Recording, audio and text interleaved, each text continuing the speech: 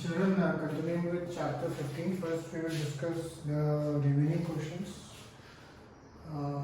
We have discussed till question 24, 25 is write a note on poultry farming and beekeeping. That is there on page 210. The poultry farming paragraph is there, and of course on page number 213 the beekeeping paragraph is there, and from that you can choose selective points and write the answer. Then the next question is write a note on eggs and broiler production. Again on page 211 you have eggs and broiler production, and you can write 2-3 points of each from that. Then 27th question is what is capture fishing and culture fishing. If you had marked it on page 211 under fish production, this is very clearly written what is capture fishing and what is culture. What is fish culture? Culture fishing. 20th question is write a note on marine and inland fishery. Again on page 211 and page 212, both the paragraphs are there. You can choose a few points in each and write that answer.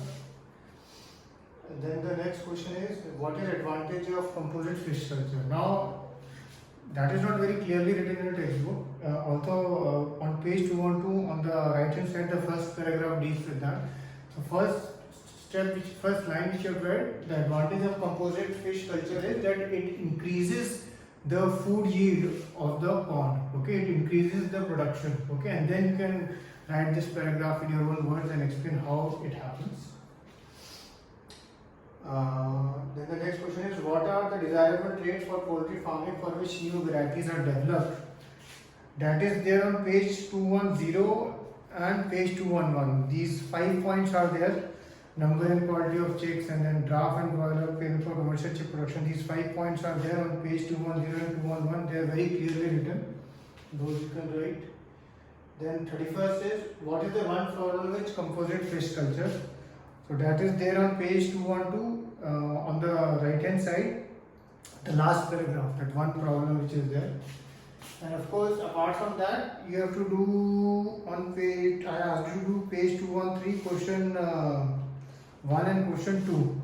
Those answers are very clear in this, so I think you would have marked them. What are the desirable characters of bee varieties suitable for honey production, and what is pasturage and how is it related to honey production. Okay.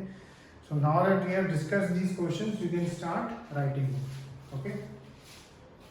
Now the next chapter which we will start is chapter 9. Chapter 9, the name of the chapter is Force and Laws of Motion. This chapter is totally related to chapter 8, and again this chapter has lots of numericals also, and you will find this chapter interesting. Now the first thing which we see, if you see on page 115, the topic is balanced and unbalanced forces. What does this mean is, if you see below, there are two children pushing a block. Okay, they apply some force. Now they are applying some force, and the say object is not moving. But after a certain time, they apply a certain amount of force, and then box starts moving. So this is what is balanced and unbalanced forces. In balanced forces, suppose if you and your friend, both of you are, he has one end of the string and you also have one end of the string, and both of you are pulling that string, and he is not coming towards you and you are not also going towards him. That means both of you are pulling with a balanced force. But suppose you start pulling with a greater force, then the forces become unbalanced, and wherever the value of the greater force is, the object moves towards it. So here also both the children are trying to move the box, and until they apply the force which is greater than the force of the friction which the box experiences with the floor, nothing happens. But once they apply with a force which is greater than that, so we can say it's a type of an unbalanced force. So resultant of all the balanced forces we can say is 0, whereas whenever an unbalanced force happens, there is some type of movement. Now we will see first law of motion. First, we have 3-4 laws in this chapter. The first is first law of motion. An object continues to be in a state of rest or uniform motion along a straight line unless acted upon by an unbalanced force. what does this law basically mean? Suppose if I roll a marble on a road, okay, so that marble will keep on going unless some kind of unbalanced force acts upon it. Now, in the ideal world, the surface always has some type of friction, okay. So due to that force of friction, that marble stops after some time. Similarly, suppose if you are riding a bike, you are riding a bicycle. Suppose you paddle a lot.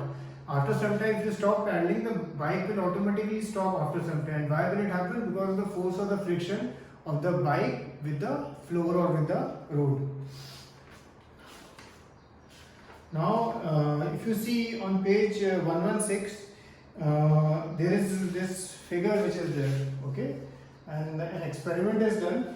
From one inclined plane, a marble is rolled, it goes below, and then again it goes towards the other inclined plane. And ideally, what should happen? Suppose this was at a height of x, so once it rolls and it goes, it should reach a height x, okay. But many times this does not happen because of the friction, because no surface is ideal. An ideal surface is a frictionless surface, but that kind of surface does not exist in this world. One other common example is, of course, suppose this statement which we are saying, an object, if it is in a state of rest, it wants to remain in a state of rest. For example, if you are, suppose, sitting in a car, okay, or in a bus rather, and suddenly the bus starts, okay, then you move. Similarly, if your car is going fast, okay, and you are sitting in the car, if your father suppose applies brakes, then you move forward. Suddenly your body will move forward.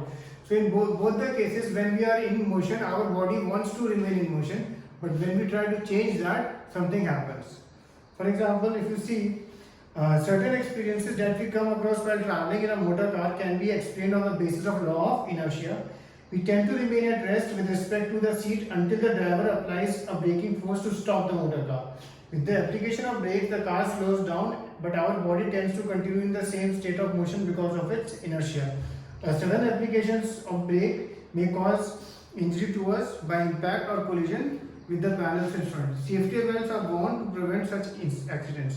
Safety belts exert a force on our body to make the forward motion slower. An opposite experience is encountered when we are standing on a bus and the bus moves suddenly. Now we tend to fall backwards. This is because the sudden start of the bus brings motion to the bus as well as to our feet in contact with the floor of the bus. But the rest of our body opposes this motion because of its inertia. Inertia of a body is also dependent on its weight. If a body has more weight, then it will have more inertia. One other example which you may have observed, if any of you had ever played carom, okay, nowadays of course you are all playing video games, but suppose this carom was there and this is a striker. Suppose we strike it with a striker, and normally what happens, only the bottom piece will move and the remaining pieces will just drop over here only. No? All the pieces will not move. So this shows that the body which is at rest wants to remain at rest. Similarly, if you see the next page, he does this on page 118. He does this card flicking trick. He takes a glass and there's a card which he puts, okay, any card, and then a coin is there, okay. And when he flicks the card goes away, but the coin drops here, okay. The coin drops in the glass. So this also shows the property of inertia. Inertia and mass. All the examples and activities given so far illustrate that there is a resistance offered by an object to change its state of motion. If it is at rest, it tends to remain at rest, and if it is moving, it tends to keep moving. This property of an object is called inertia. Okay.